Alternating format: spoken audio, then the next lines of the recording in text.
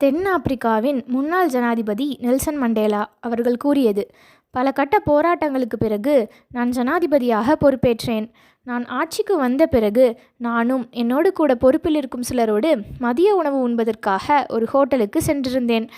அனைவரும் ஒரே மேசையில் அமர்ந்து ஆர்டர் செய்தோம். எங்கள் மேசைக்கு எதிரில் ஒருவர் மாத்திரம் தனியாக அமர்ந்து சாப்பிட்டு கொண்டிருந்தார். அவரையும் எங்களோடு சேர்ந்து சாப்பிடும்படி அழைத்தோம். அவரும் வந்தார். சாப்பிட்டு முடித்த பின் அனைவரும் புறப்பட்டு விட்டோம். அந்த நபரும் புறப்பட்டு விட்டார். அவர் சென்ற பிறகு என்னோடு இருந்த அதிகாரி ஒருவர் என்னை பார்த்து, அந்த நபர் உடல் நலம் சரியில்லாதவர் என்று நினைக்கிறேன் என்றார். நான் ஏன் என்று கேட்டேன். அதற்கு அவர், அந்த நபரின் கைகள் சாப்பிடும்போது நடுங்கினது என்றார். அப்பொழுது நான் அவரை பார்த்து கூறினேன், நான் சிறையில் இருக்கும்போது அந்த நபர்தான் அங்கே காவலாளியாக இருந்தார். தினமும் என்னை மிகவும் துன்பப்படுத்துவார்.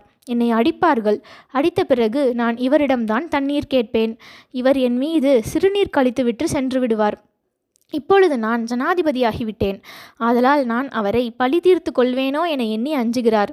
ஆனால் நான் அவ்வாறு செய்ய மாட்டேன். பிறரை பழிவாங்குவதால் நமக்கு மகிழ்ச்சியும் இல்லை, அவர்கள் திருந்தப் போவதும் இல்லை என்று கூறினார். நமது வாழ்க்கையிலும் பல துன்பங்களை நாம் அனுபவிக்கலாம். பிறர் நம்மை உடலாலும் மனதாலும் காயப்படுத்தலாம். ஆனால் நாம் பொறுமையோடு இருப்பது மிகவும் அவசியம். அவர்கள் நமக்கு செய்ததை நாமும் அவர்களுக்கு செய்ய வேண்டும் என்று எண்ணக்கூடாது. ஏனென்றால் நாம் தேவ பிள்ளைகள். பழிவாங்குதல் நமக்குரியது அல்ல.